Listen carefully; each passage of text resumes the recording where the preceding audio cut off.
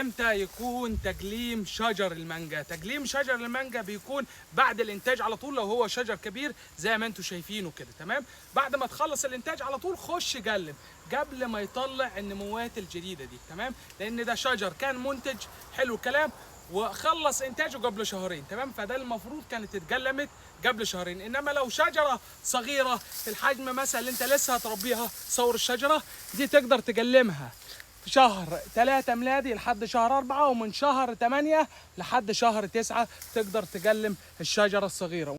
وبعد التجليم لأشجار المانجا ضروري ترش مبيد فطري نحاسي اللي هو كروكسيد النحاس. تمام، ده بيعمل طبقة عازلة على الجرح، لأن أنت لما بتقص تمام ده أنت عملت جرح للشجرة أو جرح للغصن. تمام، فأنت لما تحط مبيد فطري وقائي تمام بيحافظ على الشجرة، ما يخليهاش يخشها فطريات أو أي أعفان أو عفن هبابي. تمام.